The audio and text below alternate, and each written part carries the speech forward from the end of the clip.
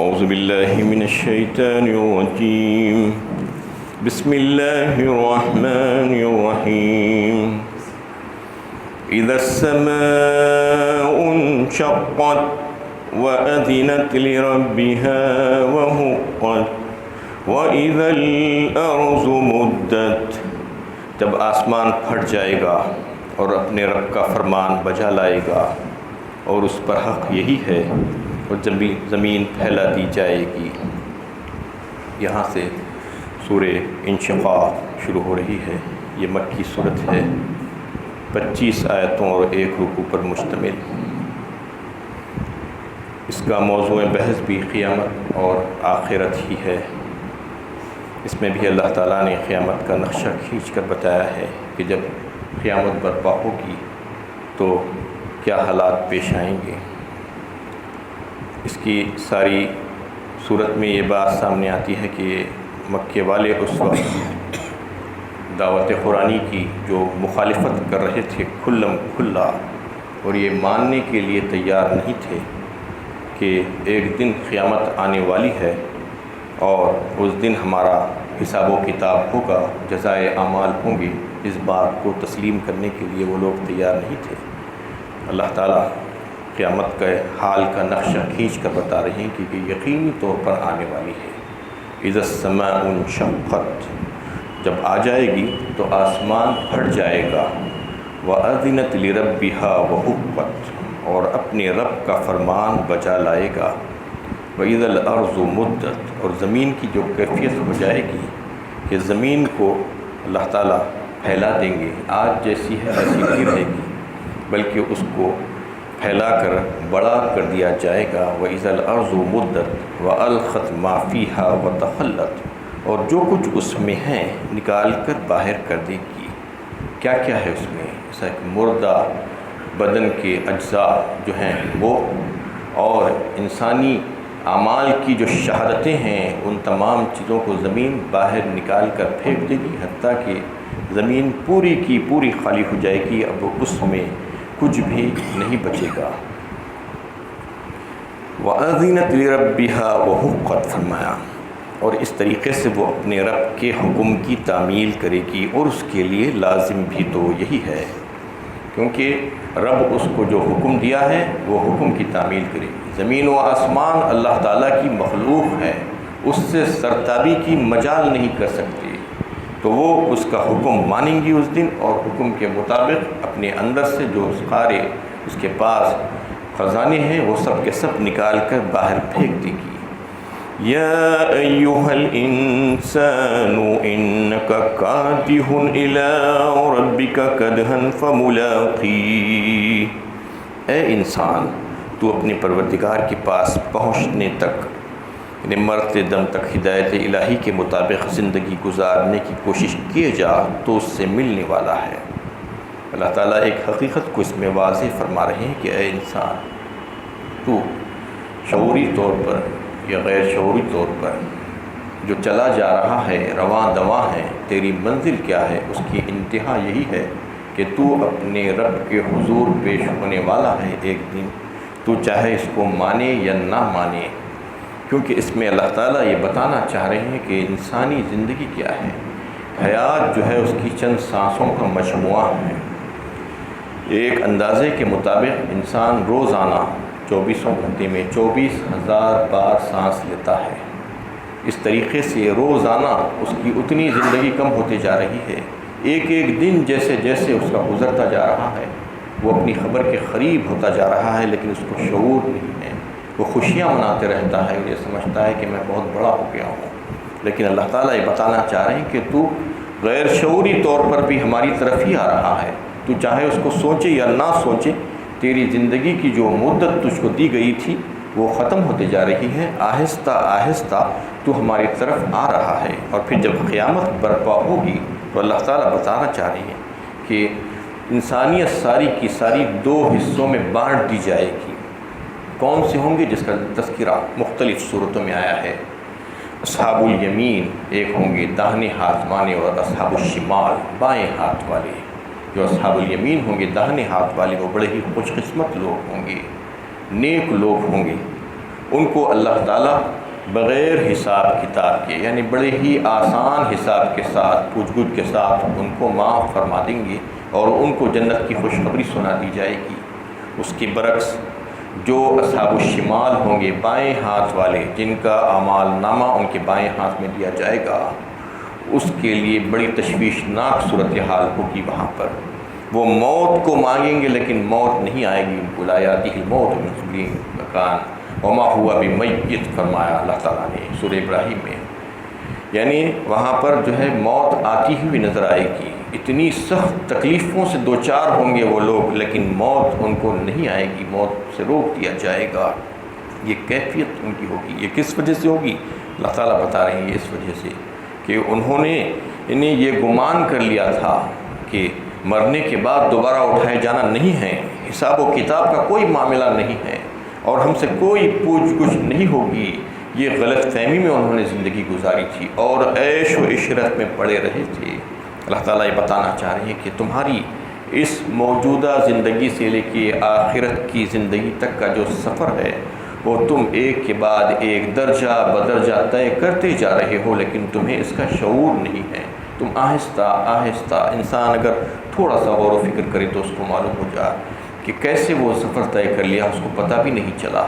تو اللہ تعالیٰ یہ بتانا چاہ رہے ہیں کہ وہ جزا و سزا کے دن تک تم پہنچ جاؤ گے، وہ یقینی ہے، اس طریقے سے یقینی ہے جیسا کہ سورج کے چھپنے کے بعد شفق نمودار ہو جاتی ہے آسمان پر، جو ایک طرح کا رنگ آ جاتا ہے، وہ ہونا جیسا ضروری ہے، جیسا اس کی سچائی ہے، بالکل اسی طریقے سے۔ اور جیسا کہ رات کے دن کے جانے کے بعد رات آ جاتی ہے اور رات جب ہوتی ہے تو سارے پرند و چرند اور انسان اپنے بسیروں کی طرف چلے جاتے ہیں، اور بالکل اسی طریقے سے وہ حقیقت ہے جیسا کہ چاند کی پہلی تاریخوں میں چاند، جس کو ہلال کہا جاتا ہے، وہ جا کر جو ہے بدر کامل بن جاتا ہے۔ تو یہ تمام حقائق جیسے ہیں، بالکل ایسا ہی تمہاری اس زندگی سے اس زندگی میں چلا جانا ہے، اور یہ تم درجہ بدرجہ چلے جا رہے ہو، آہستہ آہستہ، تم کو اس کی خبر نہیں ہے۔ اور آخر میں ان کفار اور مشرکین اور نافرمانوں کو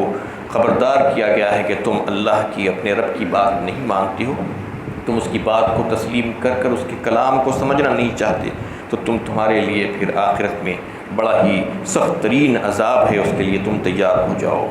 اس میں اللہ تعالیٰ جو شروعات کر رہے ہیں، اذا السماء انشقت وأذنت لربها حقت، کہہ کر کہ جب قیامت برپا ہوگی تو اس وقت سارا نظام جو کائنات کا آج تمہیں نظر آ رہا ہے وہ درہم برہم ہو جائے گا۔ یہ زمین و آسمان باقی نہیں بچیں گے، اس دن آسمان کو جو ہے پھاڑ ڈالا جائے گا، اور زمین جو آج نظر آ رہی ہے وہ زمین کو تبدیل کر دیا جائے گا۔ یوم تبدل الارض غیر الارض والسماوات، وہ زمین کو بدل کر دوسری زمین لائی جائے گی، اور یہ زمین کو جو ہے اللہ تعالیٰ کھینچ کر بڑا کر دیں گے، کیونکہ اس میں سب اولین و آخرین کو جمع کرنا ہوگا، اور پھر وہ میدان حشر بنا دی جائے گی۔ اس وقت اس میں نہ درخت ہوں گے، نہ پہاڑ ہوں گے، نہ تعمیرات ہوں گی، اور نہ دریا ہوں گے، اور نہ کوئی چیز ہوں گی، بالکل سطح مستوی ہوگی، ایک چٹیل میدان ہو جائے گا۔ اس طریقے سے زمین جو ہے بنا دی جائے گی، اور زمین کے پیٹ میں جو کچھ بھی ہے، خزائن اور دفینے اور انسانی بدن کے جو ہے جو اجزاء ہیں، ان تمام چیزوں کو زمین اٹھا کر باہر پھینک دے گی۔ اذا زلزلت الارض زلزالها وأخرجت الأرض أثقالها وقال الإنسان ما لها يومئذ تحدث أخبارها۔ سورہ زلزال میں اللہ تعالیٰ نے نقشہ کھینچا ہے قیامت کا، کہ جب قیامت برپا ہوگی تو زمین ہلا ڈالی جائے گی زلزلے سے، اور پھر اس کے اندر کا جو بوجھ ہے وہ سب کا سب باہر نکال کر پھینک دے گی۔ اس وقت انسان سوچنے لگے گا اور کہے گا کہ کیا ہو گیا ہے زمین کو۔ وقال الإنسان ما لها يومئذ تحدث أخبارها، اس دن زمین اپنی خبریں بیان کرے گی، جو کچھ بھی اس کے اندر تھے، اور اس کے اوپر انسانوں نے جو اعمال کیے تھے وہ اعمال کو وہ بیان کرے گی اللہ کے حکم سے بھی۔ ان ربک اوحی لہا، اس کو اس وقت وہی حکم دیا جائے گا۔ اس میں اللہ تعالیٰ جو بات بتا رہے ہیں وَأَذِنَتْ لِرَبِّهَا وَحُقَّتْ، یہی ہے اس کی دلیل کہ وہ اپنے رب کے حکم کی تعمیل کرے گی، اور اس کے لیے لازم بھی تو یہی ہے۔ اللہ تعالیٰ اپنے کائنات میں اپنی مخلوقات کو جو احکامات نازل فرماتے ہیں وہ دو طرح کے احکامات ہیں۔ ایک تو وہ ہوتے ہیں جو تشریعی احکامات ہوتے ہیں، دوسرے وہ جو تکوینی اور تقدیری احکامات ہوتے ہیں۔ تشریعی احکامات جو ہوتے ہیں اس کا قانون بتا دیا جاتا ہے اور پھر اس پر عمل کرنے کی نہ کرنے کی صورت میں جو سزائیں ہیں اس کو واضح کر دیا جاتا ہے۔ قانون بتا کر اس پر عمل نہ کرنے کی صورت میں جو سزائیں ہیں اس کو واضح کر دیا جاتا ہے، اور یہ اختیار دے دیا جاتا ہے کہ چاہے تو اس پر عمل کرو چاہے تو نہ کرو، کہ قانون کو اپناؤ یا قانون کو توڑو، یہ آزادی اور اختیار دے دی جاتی ہے۔ اور یہ تشریعی احکامات جو اللہ تعالیٰ کی مخلوقات میں سے ذوی العقل جو مخلوقات ہیں جیسا کہ انسان اور جن، انہی کے اوپر جو ہے اللہ تعالیٰ نافذ کرتے ہیں اور عائد کرتے ہیں تشریعی احکامات، اور ان کو آزادی بھی دے دی گئی ہے، اختیارات بھی دے دیے گئے ہیں، چاہے تو اس کو استعمال کریں، چاہے اختیارات کا صحیح استعمال کر کے اللہ تعالیٰ کے فرمانبردار بن جائیں، اور چاہے تو اس کے حکم کی نافرمانی کریں۔ یہیں سے جو ہے انسانوں کے دو گروہ بن جاتے ہیں، ایک مومن اور کافر بن جاتا ہے، مطیع اور نافرمان بن جاتا ہے۔ یہیں سے جو ہے اللہ تعالیٰ نے ان میں جو ہے فرق کر دیا ہے۔ اور دوسرے جو احکامات ہوتے ہیں وہ تکوینی احکامات ہوتے ہیں، وہ جبراً نافذ کیے جاتے ہیں، اس میں کسی کی مجال نہیں کہ اس کے سر و انحراف کر سکے۔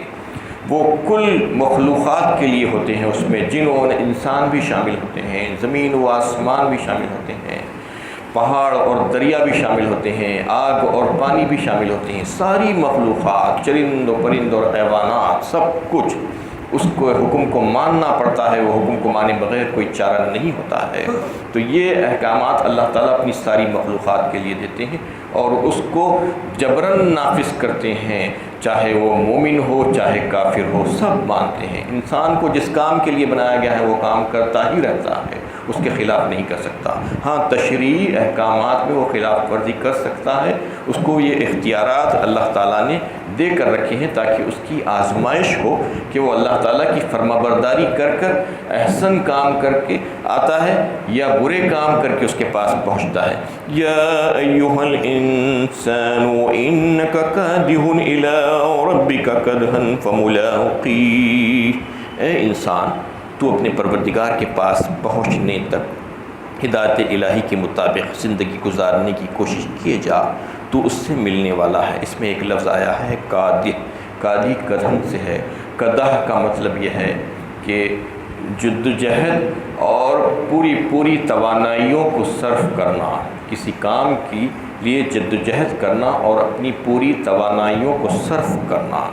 انسان جدوجہد اور محنت اور کوشش کرتے کرتے جو ہے اس کی انتہا کیا ہوتی ہے؟ اپنے رب کی طرف ہو جاتی ہے۔ الی ربک فرمایا اللہ تعالیٰ نے کہ نہیں، ہر انسان، دنیا کا کوئی انسان اس میں سے بچا ہوا نہیں ہے۔ ہر انسان حرکت کرتا ہے، کوشش کرتا ہے، محنت کرتا ہے، جستجو کرتا ہے، زندگی میں اپنی کسی چیز کو مقصود بنا کر اس کو حاصل کرنے کے لیے محنتیں کرتا ہے۔ تو اللہ تعالیٰ یہ بتانا چاہ رہے ہیں، یہ حقیقت کو واضح کرنا چاہ رہے ہیں کہ ہر انسان کام کرتا ہے اور ہر انسان کوششیں کرتا رہتا ہے اور کچھ مقصد حاصل کرنے کے لیے کوشش کرتا ہے۔ اس میں مومن بھی ہے، اس میں کافر بھی ہے، اس میں فرمانبردار بھی ہے، نافرمان بھی ہے۔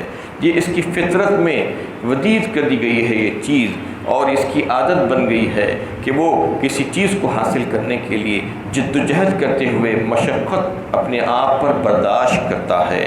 تو جو انسان مومن ہے، جو نیک ہے، وہ اپنے مقاصد کو حاصل کرنے کے لیے یعنی جو ذرائع استعمال کرتا ہے وہ جائز ذرائع کو استعمال کرتا ہے تاکہ اس کی معاش اور اس کی ضروریات کی تکمیل ہو سکے، اس کے اہل و عیال کی ضروریات کی تکمیل ہو سکے۔ اس کے برخلاف ایک فاجر ہوتا ہے، فاسق ہوتا ہے، گنہگار بدکار انسان ہوتا ہے، اس کی بھی ضروریات ہوتی ہیں۔ وہ اپنی ضروریات کی تکمیل کے لیے ناجائز طریقے استعمال کرتا ہے، چوری اور ڈکیٹی جو کرتا ہے، تو اس کے لیے بھی اس کو خالی بیٹھے بیٹھے ہاتھ نہیں آتا ہے، اس کے لیے بھی محنت کرنی پڑتی ہے اس کو۔ جیسا کہ ایک ایماندار اور نیک انسان محنت کرتا ہے اپنے مقصد کو حاصل کرنے کے لیے، ویسا ہی ایک بدکار انسان کو بھی محنت کرنی پڑتی ہے، اس کو چوری کرنے کے لیے بھی کچھ نہ کچھ اس کو ذہنی اور جسمانی اذیتیں برداشت کرنی پڑتی ہے، تو تبھی جا کر اس کو اس کا مقصد حاصل ہوتا ہے۔ اللہ تعالیٰ یہ بتانا چاہ رہے ہیں کہ اے غافل انسان، تیری ہر حرکات و سکنات جو کچھ بھی ہو وہ تجھے ایک منزل ہے، ایک سفر کا، تیری جو سفر جو تو طے کر رہا ہے اس کی ایک منزل ہے، اور تو اس کو شعوری طور پر یا غیر شعوری طور پر انجام دے رہا ہے، چل رہا ہے، سفر کر رہا ہے۔ وہ سفر کہاں جا کر ختم ہوگا؟ اللہ تعالیٰ یہ بتانا چاہ رہے ہیں کہ وہ سفر جو ختم ہوگا تیرے رب کے حضور حاضری اور پیشی، یعنی موت تک یہ سفر چلتا رہے گا۔ ہر انسان کا سفر ہے، یہ کوئی ایک انسان کا نہیں ہے، چاہے وہ مومن و کافر ہو، چاہے فرمانبردار نافرمان ہو، چاہے کوئی بھی ہو، وہ اپنے اپنے دائرے میں محنتیں کر رہا ہے، کوششیں کر رہا ہے، اس کا سفر جاری ہے۔ لیکن انجام کے اعتبار سے دونوں الگ الگ ہوں گے۔